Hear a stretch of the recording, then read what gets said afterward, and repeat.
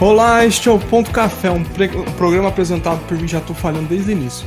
Apresentado por mim, Fernando Wick, para falar sobre coisas que eu gosto de tecnologia, containers, Agile, DevOps, mas hoje a gente vai falar de produtos, então é diferente. Bom, geralmente eu falo aqui o estado ou a cidade das estatísticas que vem do Anchor, só que dessa vez o Anchor não me trouxe informação nenhuma, só traz informação de país. Então, como eu já falei, todos os países que já ouviram esse podcast, então já acabou. Então, não tem mais estatística para falar. Só tenho para falar é que a gente tem uma conta no Twitter, que é PTO Café Podcast, e tem um site .café.fernandoico.com. Então, hoje é um episódio mais longo, porque a gente tem convidado do que os últimos episódios que eu fiquei falando sozinho igual um louco, mas faz parte e esse ano vai ser assim, conforme eu vou arrumando tempo.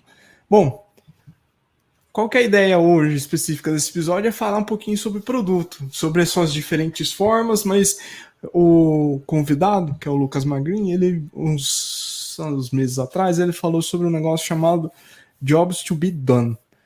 E aí ele me escreveu um texto recentemente a respeito disso, e só para manter o disclaimer completo aí, a gente trabalhou numa startup muito louca, fazer um negócio muito doido, que é usar a visão computacional NLP na transformação digital de empresas muito grandes. Bom, acho que eu já falei demais, é isso. Olha, eu quebrei meu recorde, 1 minuto e 40 segundos. Bom, sem enrolar demais, agora eu vou apresentar o Lucas Magrin. Fala, Ike. Prazer estar aqui contigo. Minha estreia num podcast, então, primeira vez a gente nunca esquece. E antes de mais nada aí, dizer que é um prazer estar aqui contigo, porque você é uma pessoa que teve uma influência muito forte na minha carreira, e também aí nessas pivotagens da vida, ou aquelas acertadas até o meu próprio Product Market Fit, assim, no mundo de produto. Então, você foi muito importante, é bem legal estar aqui contigo. Obrigado. Cara, começando pelo começo, assim, bem simples. Quem é Lucas Magrin? Essa pergunta aí, a gente fica a vida inteira para, no final, tentar saber responder, né? Cara, eu nasci, na verdade, assim, nasci em São Paulo, mas molequinho vim para Franca, interior de São Paulo. Fiquei aqui até meus 18 anos, que foi quando eu entrei na fase de vestibular, né? A gente entra na vida de estudante. Você está conjugando no presente, quer dizer que você está em Franca nesse momento. Estou em Franca no momento. Eu moro em São Paulo, agora não sei mais, né? Acho que nessa nova realidade aí, estou pelo mundo. E aí, mais recentemente, estou ficando aqui em São Paulo, voltei para casa dos meus pais para passar um tempo aqui. Então, estou de volta. Bom, morei aqui até a minha época da facul. Na facul eu mudei para Sorocaba, né, onde eu fiz a minha graduação. E para falar sobre mim, assim, eu acho que a minha característica mais importante é que eu sempre, assim, de molequinho, eu acho que eu sempre fui uma pessoa que queria fazer aquilo que eu queria, no sentido até de gostar do que eu estava fazendo. Então, acho que a minha trajetória sempre foi muito voltada para se perguntar se eu estava fazendo aquilo que eu gostava, se o meu dia estava fazendo sentido. Então, briguei sempre muito por isso. Sempre fui muito determinado, assim, no que eu queria. Mas no começo foi aquela determinação inconsciente, né, no sentido de que eu não sabia ainda quem eu era, o que eu gostava. Então, acho que naquela ansiedade de moleque, você quer saber responder as coisas rápido, tipo, hoje eu vou ser isso e vou ser muito bom nisso, meus diferenciais de vida vão ser A, B e C. Mas não foi o que rolou, assim, acho que eu fui batendo cabeça, virando pro lado, e aí depois de alguns anos eu comecei a me entender melhor, assim, até entender, assim, o que era bom, e entender o porquê que aquilo que eu julgava ruim, na verdade, existia, e não necessariamente era ruim, sabe? Era uma característica e ia dizer um pouco sobre mim. Eu fiz engenharia, né, de produção, me aproximei durante a graduação do mundo de tecnologia, depois disso eu acabei entrando em produto, até cair onde eu estou hoje, numa startup studio, numa venture builder, ajudando a criar novos negócios. Acho que no todo, assim, me considero um cara bem realizado. Eu tendo a gostar muito de onde estou, e se eu não gosto, geralmente eu não estarei mais. Então, geralmente eu gosto muito do meu dia a dia, né? O que vale. Muitos acertos, muitas coisas boas. O meu foco, assim, acho que ele teve consequências muito boas, mas também ruins. E aí, de cara, assim, um exemplo já passei por um burnout. Então, já tive uma crise de ansiedade e tal. Então, vivi um pouco um outro lado da realidade de quem, às vezes, se julga muito forte, às vezes não crê que existe, e que dá até um pouco mais de empatia com base em quem tem, enfim, te faz ficar mais esperto também, né? Bom, nas poucas horas aí que me sobram, geralmente eu gosto de ler, né, aprender coisa nova, ver filme, tomar um vinhozinho. Então, um resumão sobre mim é isso. Boa. Burnout é uma coisa crítica nesses tempos modernos que a gente vive. Sim. Né? E já que você tocou nesse assunto, como é que foi assim, o seu processo de recuperação? Porque a gente só entende que a gente tá em burnout depois que a gente capotou na vida. Aí. Sim. Cara, assim, eu tenho uma característica que eu tendo a abraçar muito as coisas. Assim, acho uma característica minha de trabalho, assim. E, então, se tem uma coisa que tá meio capenga, que não tá funcionando, eu falo, daí vou tentar ajudar. Então, acho que essa questão de ir acumulando tarefas, e não só tarefas, porque, pelo menos no meu caso, acho que o burnout ele foi uma junção de tarefa com, acho que toda uma certa ansiedade, uma certa preocupação que vem junto com as tarefas. E o mais louco, assim, foi que quando eu tive, eu comecei a ter sintomas disso, vamos falar assim, numa linha do tempo, era mais ou menos março, fevereiro, março. Porém, os meus primeiros sintomas, era um pouco de mudança no meu estilo de trabalho. Então, eu comecei a notar que, por exemplo, quando chegava uma demanda para mim, uma demanda que eu ia matar no peito e falar, vamos para cima. Eu comecei a estar mais sensível nelas. Parecia que elas estavam doendo em mim de uma forma diferente. Ela não chegava. E mesmo se chegasse uma demanda pequena, eu já não estava mais assim, não parecia estar a mesma coisa. No meu caso, assim, eu cheguei a ter alguns impactos físicos, né, mesmo, me deu um pouco de alergia e tal, mas foram várias coisas que eu não apontei pro burnout. Foi meses depois, assim, quando na verdade as coisas já tinham até abaixado um pouco a poeira, foi que de fato aconteceu. Então, cara, para quem quer ter produtividade boa, a produtividade vai zero, assim, você não, as suas prioridades não existem mais, porque a única prioridade que existe nessas horas sei lá, se manter vivo, né, porque você fica super preocupado e tal. Foi um momento que, assim, no trabalho eu comecei a delegar muita coisa, tive a sorte, assim, de ter muito parceiro, gente boa, que acho que soube me dar o apoio que eu precisava na hora. E, assim, o processo de recuperação, ele não é tão rápido. Então, ele vai algumas semanas, assim, semana a semana você melhorando e tal, mas você ainda vê que você está um pouco frágil. Enfim, então vai um tempo até você se acertar e também vai um tempo até você entender o que você teve, né? Então, quando eu falo assim, burnout, ansiedade e tal, na hora eu não sabia que era isso, porque uma característica aí muito, muito louca, né, para quem é muito cético, como eu era, em especial em relação a isso, é quanto questões psicológicas têm impactos físicos. Então, se você é o cara dos dados ali, que só entende de A mais A igual a B, você às vezes pode ter dificuldade de entender que uma coisa que não tem aparentemente nada a ver com a outra impacta realmente fisicamente. Então, o coração dispara, braço dói, perna adormece, enfim. Então, acho que foi um pouco do processo. Mas agora tá 100%. Agora 100%. Agora 100% e agora mais maduro, né? Sobre, acho que, começar a entender quando você começa a ter alguns indícios que apontam que talvez a sua qualidade de vida não tá ideal, assim. Acho que você tem que ver isso rápido, né? Tem que ver rápido e agir rápido. Você se reconhece mais rápido, né? Os seus limites. Isso eu aprendi também depois de apanhar muito. Com certeza. Cara, qual que é a sua função hoje no Adventure Building? Antes da gente falar de produto e essas outras loucuras de produto. Legal. Bom, primeiro vamos entender assim, a ideia de uma Venture Builder, né? Venture Builder, ela está dentro desse ecossistema de startups e ela é recentemente mais nova do que algumas outras coisas que a gente já ouviu falar, como, por exemplo, a posição de Venture Capital, aceleradoras e tal. E a ideia do Venture Builder é que ela nasce, a startup muitas vezes nasce dela, ou quando não nasce, é muito no começo, que ela se aproxima de um negócio. E o conceito é muito voltado para um relacionamento de longo prazo. Então, geralmente, uma Venture Builder, ela é majoritária, né, nas startups, só que ela parte do pressuposto que o mercado não precisa só de dinheiro. Então, não é que as startups estão fazendo porque elas não têm dinheiro. Tem muito dinheiro rolando. Mas ela tenta unir a ideia de entregar investimento com também entregar um corpo técnico que consiga ajudar as startups, seja a posicionar no ecossistema, seja a oferecer suporte estratégico, seja oferecer uma estrutura que ajude a operacionalizar. E no todo, assim, ela pensa numa forma de ganhar na escala nisso, né, na ideia de portfólio. Então, o que acontece, assim, quando uma empresa entra no mercado, é que é muito comum que coisas que ela tenha que resolver vão ser muito semelhantes com outras startups.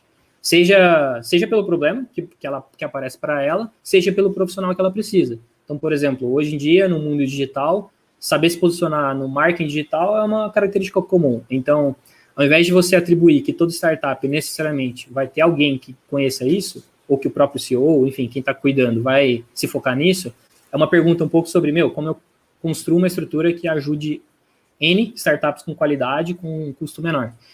E aí a minha posição hoje, ela tem duas facetas principais no nosso contexto. A primeira é liderar uma equipe interna que investiga e cria, né, novos conceitos de startups que virão a ser lançadas no mercado. Uma equipe é formada, e uma vez que uma equipe é formada, entra a minha segunda função, equipe, né, tem mais pessoas comigo, e a segunda função é um desafio de fazer com que essa startup ela passe pelas fases de uma startup, né, que é ter um bom lançamento, encontrar o product market fit, acertar o modelo de negócios, escalar, e é até esse momento que hoje a gente, pelo menos no nosso modelo de negócio atual, a gente tem interesse. E para fazer isso, aí a pergunta que a gente tem que resolver antes de qualquer coisa é como eu ajudo as startups a mandarem bem, a conseguirem alcançar seus objetivos. Na prática, isso aqui é realizado um pouco construindo uma equipe que vai ajudar essas startups, trazendo um ecossistema que vem ajudar elas, e assim por diante. Então, é uma mescla aí, né, de uma visão um pouco de produto, um pouco de tecnologia e um pouco de vendas e marketing, numa visão de portfólio. Pô, demais. E é um conceito que eu me amarro bastante, assim. Um dia que eu for trilhadário, eu vou ter uma Venture Builder. É legal. Como é que a gente já conversou isso algumas vezes, mas por nossos ouvintes, esse negócio de ser produto foi desde a faculdade, não foi? Foi desde a faculdade, cai de paraquedas, assim. Na verdade, o que aconteceu foi que durante a graduação, me juntei com outros dois loucos lá e a gente começou uma startup. Eu tinha participado antes de algumas oportunidades acadêmicas mesmo, que acho que eu e meus colegas, né, a gente meio que sacou uma oportunidade que na época tinha a ver com o crescimento, né, do mercado de tecnologia e com a possível excesso de oferta com dificuldade de encontrar demanda qualificada. Isso foi por volta de 2013, 2014. E aí, assim, eu me aventurei a começar algo, mas eu me aventurei de uma forma meio alternativa, porque eu nunca tinha lido muito sobre empreendedorismo, assim, eu acho que talvez na época eu nem sabia necessariamente do termo startup, nem de alguma referência sobre isso. E aí, nesse trio inicial, né, que era eu e os meus colegas, a gente começou a ter que pôr uma solução de pé, e a gente teve que começar a se perguntar sobre, o que é essa solução, qual a funcionalidade que ela tem, que não tem, como a gente vende, como a gente posiciona ela, sei lá, nas redes sociais e tal. Então, foi com base nisso que eu entrei em produto, sem saber que era produto. Então, eu terminei essa oportunidade até sem entender que existia um mundo de produto, tá? Foi por aí, pra você ter ideia. E foi quando a startup não deu certo, depois de 2 anos, que um desses meus sócios, ele foi trabalhar no grupo da Movile, ele era desenvolvedor lá e tal, e aí ele me indicou, ele falou, tá rolando uma oportunidade aqui para PO, eu vi aqui a descrição, parece que pode ser que tenha um pouco a ver com você, o que você acha? Eu olhei e curti, eu curti em especial porque ela tinha uma ideia de uma certa interdisciplinaridade, mas vou falar a verdade, assim, eu não fazia a mínima ideia do que era um PO quando eu fui para a entrevista, o cara que me entrevistou também sabia que eu não fazia a mínima ideia, e foi assim que tudo começou. E aí depois você foi trabalhar como PM e tal, e acho que tem uma... Você enxerga que existe uma distinção de um PM e de um PO? Eu acho que, assim, essa é uma discussão muito clássica, assim, no mundo de produto, muito comum, em evento, conferência, grupo de amigos, então é um tópico que surge. E também é um tópico que dificilmente, assim, tem uma convergência, necessariamente todo mundo concorda. Na minha opinião, assim, tem um artigo que eu li faz um tempo, de uma autora de um livro bem famoso de produto que chama Melissa Perry, e ela tenta, de uma forma meio tradicional, fazer essa separação. E ela fala o seguinte, ó, o PM é um cara que tem um pouco mais de visão para fora, assim, ele está olhando para o cliente, está entendendo as necessidades, está mapeando as necessidades de stakeholders, ele está trazendo informações para dentro de casa. E ela fala, ó, o PO, ele nasceu muito no contexto de Scrum. Então, é aquela ideia de priorização de backlog, fazer a comunicação correta com a equipe, fazer essa gestão das entregas, né, em paralelo com o Scrum e tal, e com o Scrum Master, e assim maximizar o valor de equipe. Mas, apesar de no mercado hoje ser comum você ter muitas vezes o PO que vira PM, ou às vezes o PO que trabalha junto com o PM, um complementando o outro, eu acho que a grande questão dessa dúvida, na minha opinião, é que mais importante até do que a definição do que é PO ou que é PM, é um pouco do que é esperado do profissional, que ele entra nessa função. E aí eu tenho a minha opinião, assim, a minha opinião é que eu acredito que a mescla do que a gente chama hoje de PM com PO é o que geralmente as empresas precisam, porque de um lado, existe toda a questão de você poder priorizar o backlog e comunicar da forma que é a mais adequada para a equipe, seja por protótipo, seja por uma visão de você conseguir passar uma visão de longo prazo, ou até pelas stories, mas é muito difícil você falar sobre priorização de valor se você não consegue olhar para fora. E muito do trabalho de produto está no que vem bem antes de você desenvolver. Está em você errar muito antes de entrar no delivery, né? Então, assim, na minha opinião, existe essa distinção. Eu não sei se ela deveria existir, porque me parece que a função ela é comum, né? Não vejo exatamente como uma evolução, ao meu ver. O que eu já vivi, assim, ter PO junto com PM, eu não sei se é a melhor prática, porque fica meio que informações incompletas em dois lados, e aí o PM ele acaba se tornando aquele stakeholder externo, que ele é um intruso na equipe, e o PO ele perde a visão de fora, e ele acaba se tornando um cara um pouco mais operacional que ele deveria ser. E acho que, assim, no mais, também acontece o mercado, com o passar dos anos, acho que o produto hoje está em alta. Acho que cada vez mais a visão de você entender que você tem que ter uma pessoa de produto na sua equipe, ela é relevante. Até porque mais empresas dão certo, até mais pessoas de produto estão no mercado. Mas ainda é muito comum você atrair profissionais de produto sem entender muito bem o que o cara de produto deveria fazer. Então é comum você contratar um cara que é de projeto para ser produto, um cara de produto para ser projeto, são pessoas diferentes, skills diferentes, momentos diferentes. Então, enfim, PO e PM em teoria, então talvez tenha uma definição diferente, mas na essência, o que as empresas parecem precisar, ao meu ver, é muito parecido. Então, acho que se a gente tivesse que focar em algo assim para gerar valor para o mercado, é ganho de consciência sobre o que a empresa, o que a equipe de fato está precisando. E para mim é a mesma pessoa. E ela é um pouco interna e um pouco externa. Então teria que juntar, assim, parte das skills de um e de outro que está mais ou menos mapeada no mercado hoje. Mais ou menos mapeada no mercado. E, assim, uma tendência que eu vejo em algumas linhas, assim, de teóricas e práticas, é que o trabalho... porque, assim, depende um pouco do tamanho da equipe, porque quanto maior a empresa fica e a squad vai crescendo, você começa a ganhar especializações, né? Então, se a equipe é muito pequena, às vezes a pessoa que faz a visão de produto, ela pode estar fazendo um UX, por exemplo. Só que se a empresa vai crescendo, você consegue ter uma pessoa que faz análise de dados, né? Uma squad que alguém faz análise de dados, alguém que está fazendo UX, alguém que está um pouco mais nesse meio caminho, que aí a gente pode tentar chamar de produto. Mas eu acho que, em essência, as empresas elas precisam de uma mesma função. E essa função ela acaba sendo 70% fora do que é delivery. Então, ela é muito sobre analisar os dados que estão aparecendo e tentar encontrar um padrão, conversar com o usuário e tentar encontrar um padrão, entender com quem que se deve conversar, o que se deve perguntar, e fazer testes mais enxutos possíveis para, quando você chegar no delivery, você chegar com certeza, né? Porque uma coisa que no começo, assim, eu tinha muita dificuldade é que a posição de produto, um dos maiores desafios que ela tem é um desafio de comunicação. Porque como você está no meio ali do mundo, às vezes você pega uma informação de fora, de um stakeholder, às vezes você pega uma informação que você viu e quer trazer para dentro, você tem visões diferentes, porque as equipes elas também têm, às vezes estão mais focadas ou menos, mas o que eu vejo como muita dificuldade, ainda vejo que acontece, é que A pessoa de produto é fácil, às vezes ela não ser uma pessoa muito querida na equipe. Não, e não é culpa dela, assim, ela tá lá tentando arrumar todas as frentes. Porém, quanto menos embasamento ela tem para trazer alguma coisa para a equipe, mais ela fica no achismo dela ou no top-down de quem passou alguma coisa para ela.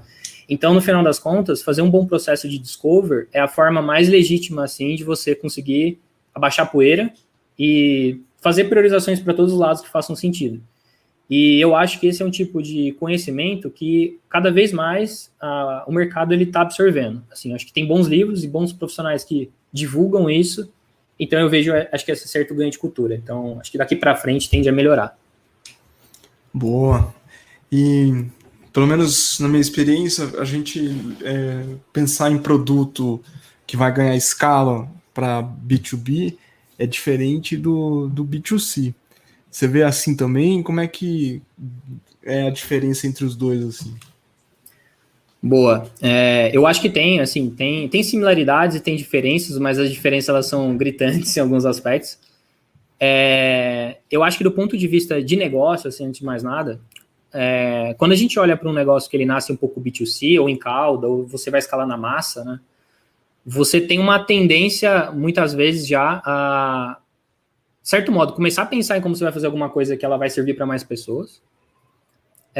Porém, você cai em algumas dificuldades. A primeira dificuldade é definir quem é essa pessoa e, peraí, tem muitas pessoas. Qual delas? Assim, para qual delas eu vou fazer alguma coisa? Ou até ter consciência que você tem que segmentar, porque um desafio de quem está olhando os cifrões lá do dinheiro é que quando você olha para a massa e você calcula, sei lá, um potencial de mercado, você fala, porra, olha toda essa galera aqui, dá para ganhar muito dinheiro. Mas quando você segmenta públicos dentro desse público principal, você começa a falar, pô, mas peraí, eu estou brigando por 15% do mercado, dá uma certa noção de que você está perdendo, né? E às vezes... Termina. Não, pode falar. Não, e às vezes a gente fica tão empolgado com o valor total que esquece de fazer a conta de padaria ali para falar assim, tá, mas quanto tem que vender para aquilo voltar o investimento? E às vezes não faz, e esquece de olhar o prazo para isso também. Sim, com certeza. E assim, parece que então tem uma vantagem, você tem muitas pessoas, mas aí você tem essa desvantagem que é conseguir trabalhar com um segmento e que você precisa disso por alguns motivos. E um segundo ponto é que, e aí talvez venha uma vantagem do B2B que se torna um desafio. Porque a empresa, quando ela nasce no mundo do usuário final e precisa escalar, ela nasce perdendo dinheiro. Então o cara já tem uma curva J ali que do dia 1 ele está no negativo, porque é o que você falou, ele tem que chegar um momento que ele vai ter o break-even e vai ficar verde. No B2B, as empresas, elas têm a oportunidade de começar como projeto. E aí, isso é bom por um lado, porque no final, assim, o que todo mundo está precisando é de tempo. Porque com o tempo, se você estiver tentando aprender, você vai aprender alguma coisa, né?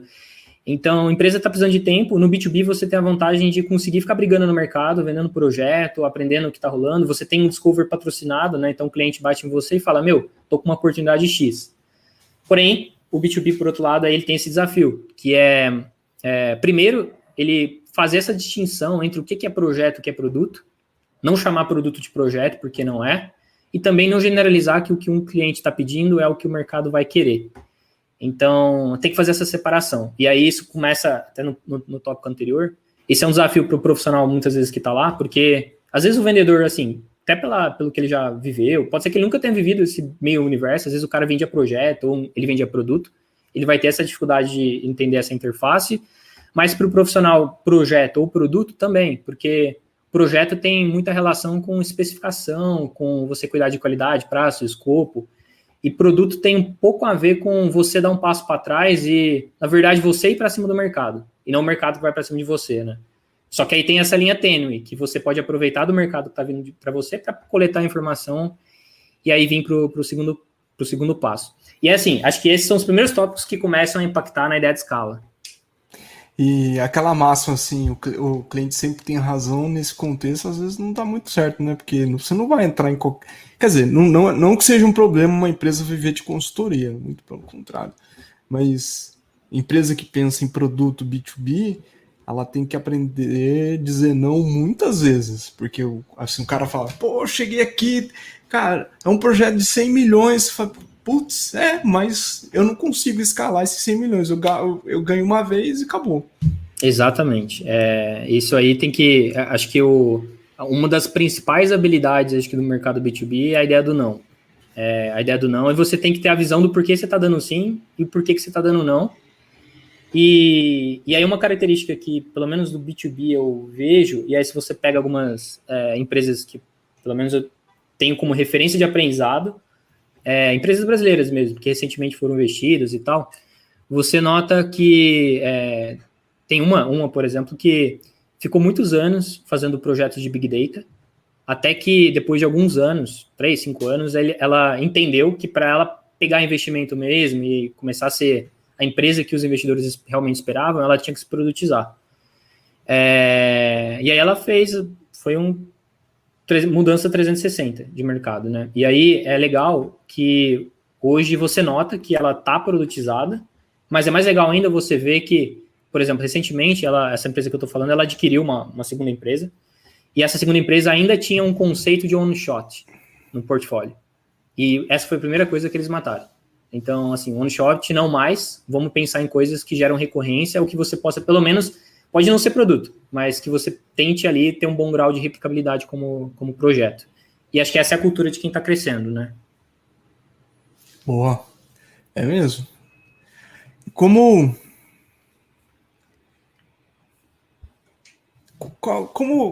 acho que tem um ponto, e aí você está numa venture building, e num nicho assim, no mercado brasileiro mais difícil, me corrija se eu estiver enganado, no mercado de games, quando vem uma pessoa que quer montar a sua startup ou quer atrás de investimento, ela muitas vezes tem uma ideia incrível, mas ela não sabe executar ou ela não sabe qual é o mercado que ela tem que chegar. Como é que resolve? E você já falou assim, mas só para consolidar, como é que resolve de achar o mercado ou o produto se ajustar ao mercado? Legal. Hoje, assim, uma premissa que, pelo menos na nossa build a gente tentou adotar, e aí tem um motivo forte nisso, é que a gente tem muito interesse no processo de discover inicial, no processo de entender o cliente. Então, mesmo que, assim, na verdade, hoje a gente até, independente da ideia que chega, a gente tem o interesse de fazer a investigação inicial. E o objetivo da investigação inicial é que a gente tenha a fundamentação no que a gente está se propondo a entregar. Para quem e por quê. Então, acho que o primeiro passo, assim, é o desafio, talvez, acho que muitas empresas que estão no mercado, a primeira chave que tem que mudar é que essa ideia de você ter uma ideia, ou até testar ela de forma enxuta, testar de forma enxuta é melhor do que testar de forma não enxuta. Mas ainda assim, é melhor às vezes não testar e fazer algumas coisas antes, né? Então, quando você faz, acho que uma investigação de entender o problema em si, o contexto do problema, e aí tem até a ideia do Jobs to be done, que aí acho que vale um ponto, porque ele é bem importante, pelo menos eu vejo, ele facilita muito esse processo. Esse processo de você investigar o contexto da pessoa e quais são as variáveis importantes para ela, quais são os passos, quais são as necessidades. Para entender quais são as necessidades, isso permite ter um mapa muito valioso. E o mapa muito valioso é o que é muito importante e as pessoas estão insatisfeitas. Isso permite drivar muito bem o que você vai colocar como solução no mercado. E mais importante do que isso, por que a gente tem dado esse espaço para trás? Porque quando o seu negócio pivota, você tem que ter, na verdade, quando ele falha, né, e vem a pivotar, é importante você entender o que você testou e deu errado. E para você entender o que você testou e deu errado, você tem que entender para qual dor você estava apontando e quais outras você mapeou para dar um giro para o lado rápido, né? Então, enfim, não tem nada pior que você partir da sua ideia, testar ela e dar errado porque você não sabe por que deu errado. Você nunca se perguntou por que você criou ela, né? Então, acho que esse é o primeiro desafio. Dá uns passos para trás, investiga bem o porquê, e nesse processo dos porquês vai acontecer uma coisa. Você vai notar que o seu público, o seu cliente-alvo, ele não é um, ele é mais de um. Você pode clusterizar ele e provavelmente você vai entender que esses clusters eles têm problemas diferentes. Pelo menos o que é mais grave para cada um. Então, acho que o mindset é um pouco desse. Boa. E como é que Vamos falar isso que eu acho que você tocou no Jobs to be Done, que até lá na introdução eu comecei falando disso que você ia falar. O que é? Como é que a gente implementa? Conta um pouquinho. Legal. O Jobs to be Done é um termo que quando eu entrei em produto eu escutava falar dele. Então, tanto que se você já viu, você tem o Business Model Canva, né? Dentro do Business Model Canva você tem geralmente aquela ideia do Canva de valor. E no Canva de valor você tem as soluções na esquerda e na direita a visão do usuário. E tem um pontinho lá que é o tal do Jobs to be Done. As tarefas, elas estão lá. E era engraçado, assim, quando eu escutava falar sobre Jobs to be Done, porque ela aparecia de vez em quando no meu dia a dia, no vocabulário, assim, mas eu não sabia o que era. Eu aceitava e falava, deve ser alguma coisa aí que as pessoas fazem. Tem esse Done aí, eu achava isso. Até que um dia eu tive a sorte, assim, de cair num texto que ele era um pouco mais aprofundado e comecei a ler sobre ele. O Jobs to be Done, ele foi popularizado eu sou péssimo com nomes, mas quem foi responsável por popularizar ele foi a mesma pessoa que criou aquele livro, o autor do Dilema da Inovação.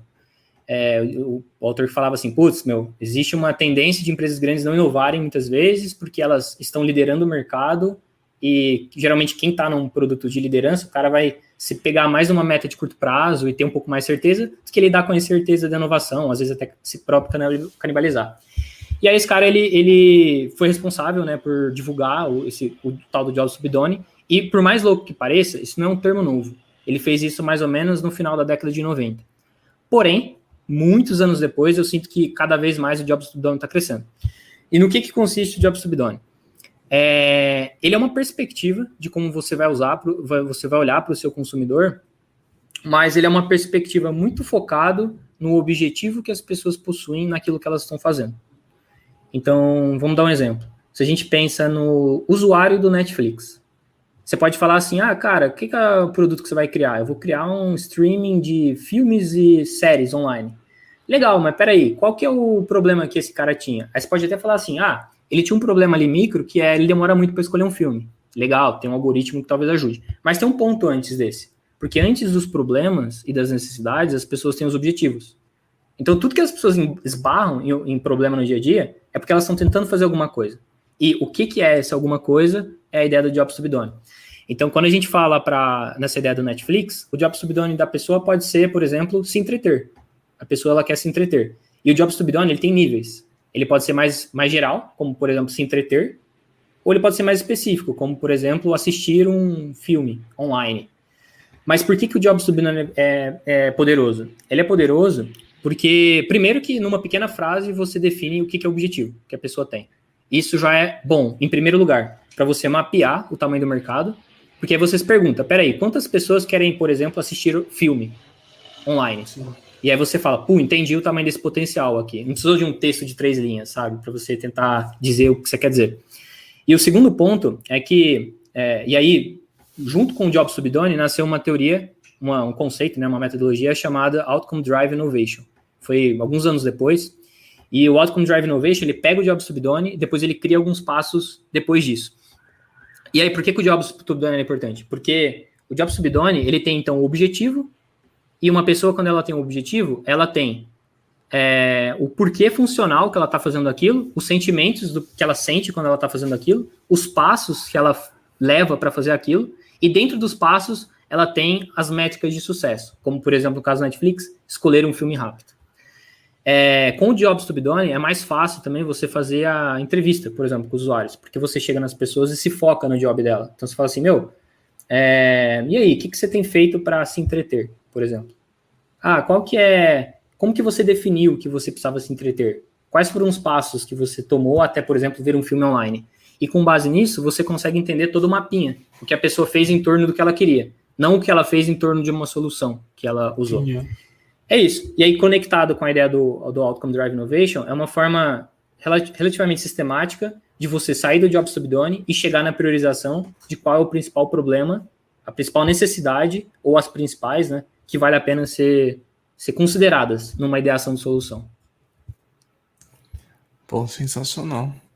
E ainda nesse conceito, tem o pessoal que fala muito do Double Diamond. O que é? Double Diamond, ele é legal e ele é poderoso. E assim, o Double Diamond, ele nadou um pouco acho que nessas águas profundas do Design Thinking, então ele é uma vertente, como assim dizer, de aplicação, e o Double Diamond ele tem alguns princípios. E um princípio forte dele, que está até no core do nome, é você fazer a separação entre o momento de divergir e o momento de convergir. E tanto para o momento do problema, quanto para o momento da solução. Mas o que é importante primeiro vem problema para depois vir solução, e para todo problema tem um público. Então você parte do público, né, para chegar no problema e depois na solução. E aí a primeira fase é você primeiro ganhar contexto sobre o seu cliente e divergir as oportunidades de problema. Então, ao máximo, assim, você está pescando, está pegando muito peixe, enfim, você está diversificando as suas ferramentas, as suas possibilidades. O segundo momento é você, de determinados modos, é você priorizar qual é o principal problema. Então, se a gente pega o ODI, que eu comentei antes, o ODI ele usa o Double Diamond dentro dele. E o segundo momento você vai idear muitas ideias de solução para um problema priorizado e depois tentar testar qual é a melhor solução. Então, o que ele tenta evitar que você faça? Ele tenta evitar que você primeiro parta de uma solução. Então, primeiro passo, olha para o problema. A segunda coisa que ele tenta evitar é que você não tenha uma solução que não esteja conectada com o problema. E a terceira é que, se você vai pensar em soluções, que você pense muitas e para o principal problema. Então, o legal nisso é que você vai acabar construindo uma árvore em que, provavelmente, no fim dessa árvore, você tem um bom problema priorizado e boas soluções como opções. Então, tanto que quando hoje a gente ideia novas startups, no final a gente não chega geralmente numa startup boa, assim, chegaria em algumas possíveis startups boas. Porque uma vez que você bateu no problema certo, aí é mais fácil. Você fala, se eu for por A ou por B, pode ser que eu chegue num resultado satisfatório, né?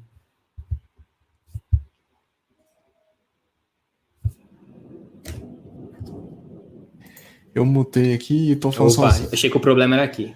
Não, sou eu. O operador. Você falou de como acertar, às vezes, mas quando é que a gente sabe que a gente está errando? No mercado ou no produto? Essa é uma bela de uma questão, né?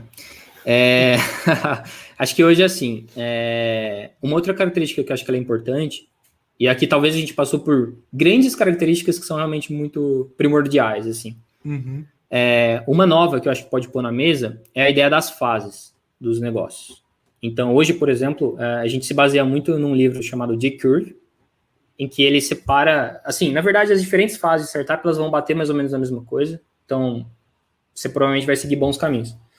Mas elas falam muito sobre, primeiro, você fazer o processo de criação, investigação sem desenvolvimento, entender sobre o mercado, depois você fazer o release, depois você buscar o product market fit, depois você otimizar o seu seu modelo de negócio para a escala, e isso é uma questão bem impactante hoje, porque hoje o mais comum do mercado de investimento é você escalar antes de estar pronto para dividir lucro, porque você quer dominar o mercado em faturamento para depois tentar ajustar isso. Pode ser que você nunca ajuste, mas é o mais comum. Então, acho que assim, sobre como saber quando acertar ou quando errar, vai mudar um pouco, mas quando a gente está falando, geralmente, pelo menos um pouco nesse conceito de tentar ser enxuto e pesquisar antes de desenvolver, num primeiro momento, a gente está falando sobre problema. Então, você pode tentar esse processo de você divergir e depois convergir problema, a sua convergência de problema ela é numérica. Então, mesmo que não seja um fato, né, e as coisas podem ter uma certa variação e tal, você pode usar esse score para te dizer o quão bom é aquele problema. Então, e você tem uma métrica de mercado hoje que vão te dizer. Então, você pode olhar para ele e falar, isso aqui é um indício que talvez esse problema é muito bom, ou pode ser que não. Essa é uma primeira coisa. Pode ser que você pesquise, então, e no final você chegue em problemas que nenhum é bom. Pronto, parou. Ou pode ser que, na verdade, você olhou um que parecia ser bom, mas talvez não era. Mas aí vem o segundo momento, que ele te ajuda a, antes de você desenvolver de novo, você ter uma ideia se o seu problema é bom. Porque quando você começa a idear a solução e começa a tentar validar essas soluções com o mercado, e hoje uma forma de você fazer isso sei lá, você prepara sites, você prepara ideias, você prepara apresentações, se for no mercado B2B, e você tenta vender. E você vê se as pessoas vão comprar. mesmo que seja para a pessoa entrar numa lista de e-mails, enfim, ficar para daqui a pouco e tal. Então, quando você faz isso, a primeira coisa que você consegue, mesmo sem saber se no final vai dar errado, é que você pelo menos sabe o que foi melhor e o que foi pior.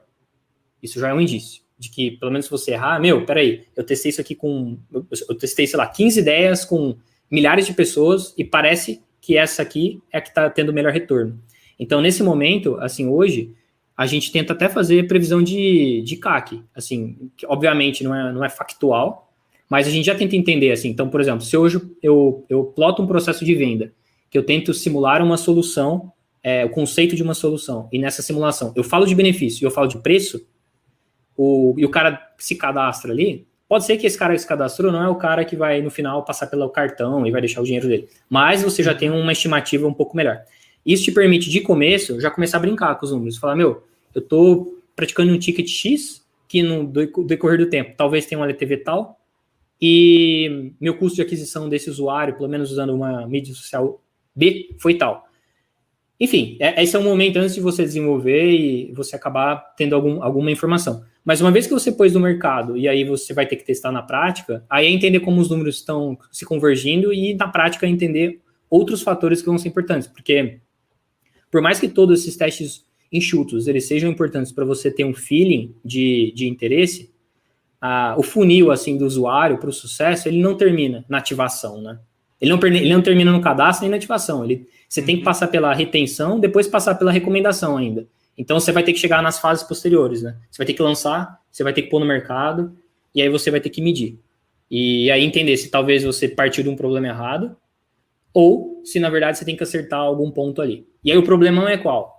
E aí isso foi até uma história um pouco mais do B2C, o B2B acho que tem outros caminhos, mas acho que a moral ali é que você tem que acertar a casa antes de querer entrar na escala. Porque se você não acertar a casa antes de entrar a escala ela é um catalisador de coisa boa, coisa ruim. Então, por exemplo, se a sua cultura ela não está bem montada, a hora que você vai escalar, vai explodir. Você vai começar a perder colaborador, enfim. Então, é um pouco por aí. Então, é isso. Assim, moral da história, em cada fase, provavelmente você vai esbarrar com a parede. Mas o que você quer é como eu esbarro com a parede quanto antes, gastando o mínimo possível, né?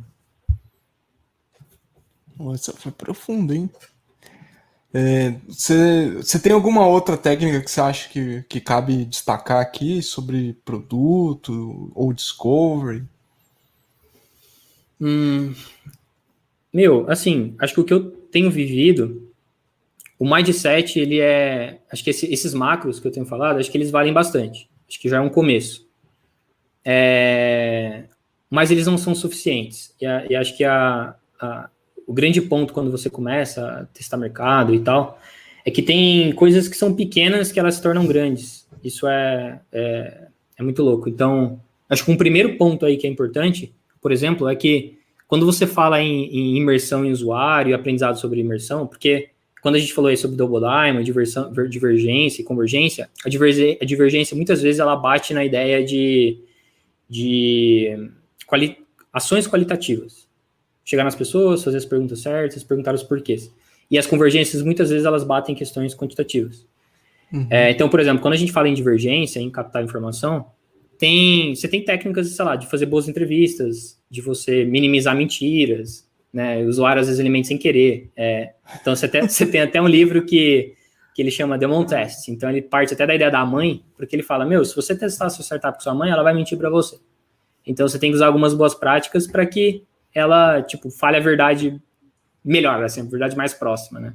Então, acho que durante todo esse processo, e assim, um exemplo aqui por exemplo, evitar desejos, evitar futuro, sempre trabalhar com a ideia do passado. O que o usuário já fez, uma clássica aqui que eu já até vivi, é você chegar num pai e falar assim, peraí, você se importa com a educação do seu filho?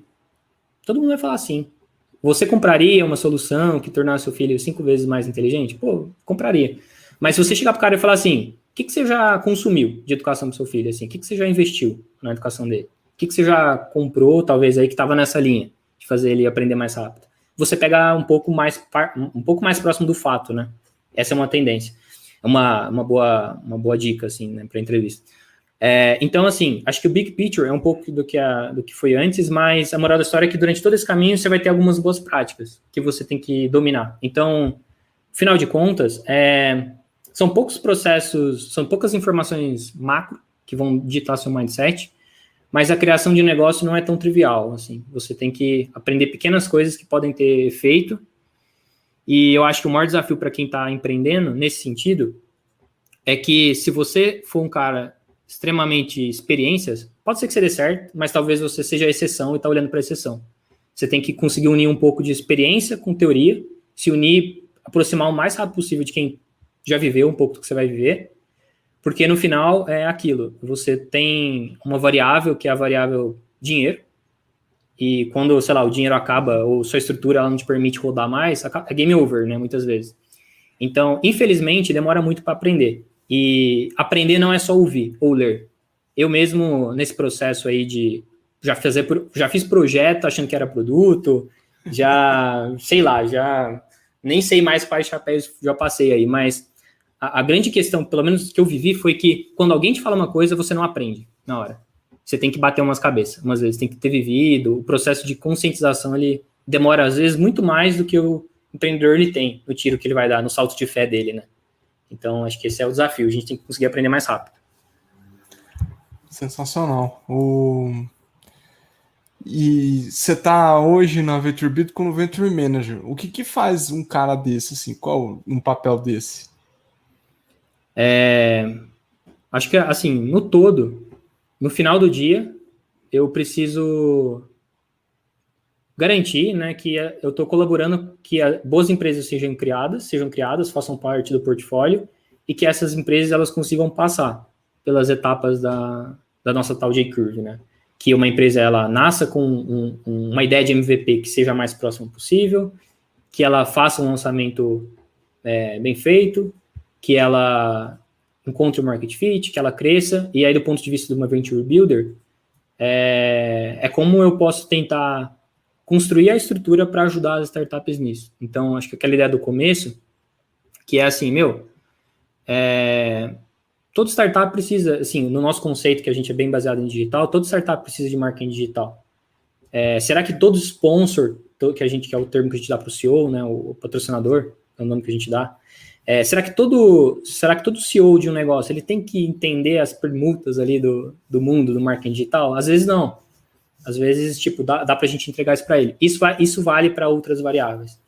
E aí, acho que dentro dessas decisões de como a gente melhora o portfólio, a gente também tem que entender, assim, qual que é o conceito de ideia que a gente quer ter, qual tipo de empresa, né, a gente quer vir a criar, independente de ter oportunidade ou não. Como você constrói um sistema que, ao máximo, você gere reaproveitamento dos aprendizados, né? E, então, na minha cabeça, quando eu entrei nessa vaga e comecei a trabalhar com isso, eu tentei pensar numa ideia de uma fábrica mesmo, por mais que pareça processual, mas é assim, se você pensa na Nike da vida e ela está fabricando sapatos, é esperado que ela consiga fabricar muitos sapatos e que esses sapatos eles tenham o controle de qualidade que é esperado. Então, acho que no processo de uma Venture Builder, na minha cabeça é a mesma coisa.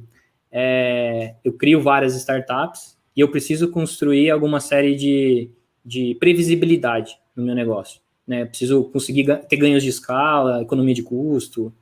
Então, eu tô lá para isso. Pode ser que, assim, hoje eu faça de um jeito e amanhã de outro, mas o porquê é um pouco esse. E você tem bastante experiência aí no mercado de games no Brasil. Como é que ele tá aí? Como é que você tá vendo? Se empresas brasileiras conseguem ganhar dinheiro? Ganhar dinheiro talvez seja demais, mas sobreviver, teve uma longa vida aí no mercado de game?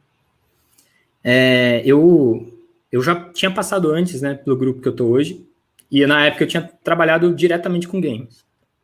Quando eu entrei no mercado de games, diferente de talvez 85% assim, de quem vai para o mercado de games, geralmente o cara que vai trabalhar com games, ele gosta, né, ele curte muito o jogo e tal. Eu não era muito essa pessoa, mas eu me apaixonei, assim, do ponto de vista de produto, quando eu comecei a ler sobre games, eu gostei bastante da teoria, porque produto é muito forte. Games é muito forte em produto. Dá para aprender muito e tem muita coisa, tem muito dados, tem level, você tem várias informações que se cruzam e tal. Nessa época que eu entrei, eu vi uma informação que eu não tinha de fora, e esse mercado era impressionante. Então, aconteceu um movimento por volta dos anos 2009, 2010, que foi o crescimento, né, começou a crescer os aplicativos e os games que vinham nesse mercado mobile. E aí isso gerou duas coisas fantásticas, assim. A primeira é que ele permitiu com que um mercado que o Brasil não tinha acesso, do ponto de vista de desenvolvimento, ele se tornasse possível. Porque o jogo mobile, ele nasceu com uma ideia muito casual, né? Então ele não precisava ser tão complexo como o mercado de consoles. O jogo ele era mais barato. Ele era mais barato, mais rápido, você não precisava ter uma equipe extremamente especializada, então seu custo ele era menor. Isso permitiu que o Brasil começasse a brincar no mobile. Só que aí vem o segundo ponto. E o segundo ponto foi que o mercado mobile, ele se aproveitou das massas. Porque, diferente do mercado de console, que é um mercado nichado, ou até o mercado de realidade virtual hoje, que é mais nichado ainda, você está num público muito core, um público um pouco mais limitado, que você ganha mais em cima, seu LTV user assim é maior, mas você tem um público muito menor. O mercado mobile, ele permitiu com que, sei lá, minha mãe joga, né? Minha mãe joga, minha avó acho que joga também. Então, o tamanho do seu público ele é muito grande. Um novo modelo de monetização ele nasceu nesse mercado de negócios, né? Que é a ideia do free to play. E o free to play se tornou poderoso. Então, acho que respondendo, o mercado mobile, ele é muito forte, ele realmente dá muito dinheiro, em especial para estúdios, né, que se posicionaram, o que hoje sabem se posicionar, e tanto é que todas as empresas grandes, muitas empresas grandes do nicho de consoles migraram para o mobile, porque, e aí a informação, o mobile vale mais do que console hoje, assim, já faz um certo tempo. Então, cada vez o mercado brasileiro está crescendo muito, tem muita empresa hoje entrando, porém, assim, quando a gente sabe que existe uma oportunidade, ela já foi. Então, hoje dá para se dar muito bem? Dá para se dar muito bem, mas o desafio de você fazer isso antigamente era muito mais fácil, você fazer isso de uma forma orgânica, você não precisava ganhar no detalhe. Hoje é ganhar no detalhe, você tem que entrar bem, você tem que ter uma certa... subiu a régua, vamos assim dizer. Mas é um ótimo mercado, e é um mercado que, assim, o que eu vejo, apesar de eu não ser um profissional exatamente de investimento e tal, não viver muito esse mundo, mas o que eu vejo, assim, na rabeira com as pessoas que eu conheço, é que quem investe não notou. Ou poucos notaram. Caramba. Acho que essa é a questão. A galera demorou a notar o tamanho desse mercado. Então, às vezes era mais fácil você estar olhando para umas coisas clássicas que a gente olhava, sei lá, que até hoje recebem muito investimento, mas games, assim, pode ver que a gente não ouvia falar tanto. Mas, recentemente, a gente ouviu falar da Wildlife, que é uma das maiores do mundo. Você tem alguns estúdios brasileiros, como, por exemplo, a Tepst, que também é um dos maiores do Brasil, mas demorou para a galera ver. E no mercado mobile, aconteceu uma coisa que as empresas lucraram rápido. Diferente de muita unicórnio, que às vezes até hoje não lucrou, o mercado mobile, ele trabalha muito com a ideia do LTV, quer dizer, o free-to-play, você ganha em cima de usuário. E a forma de você mais crescer é você permitir que o seu LTV seja maior que o seu CAC. Então, geralmente, quando você está vendo essas propagandinhas bobas, essas empresas são empresas que geralmente têm um LTV maior do que o CAC. Então, quanto mais grana ela põe, mais usuário entra, custo de distribuição muito baixo no restante, e é um produto pleno, assim. Então, é uma empresa que saiu lucrando desde o começo. Então, respondendo, é um baita mercado, assim, é um mercado muito bom.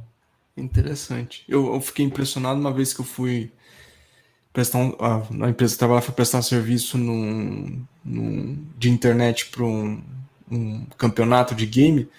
Quando eu vi o ginásio do Ibirapuera lotado, com a galera gritando, parecia estádio de futebol, eu mudei completamente a minha opinião.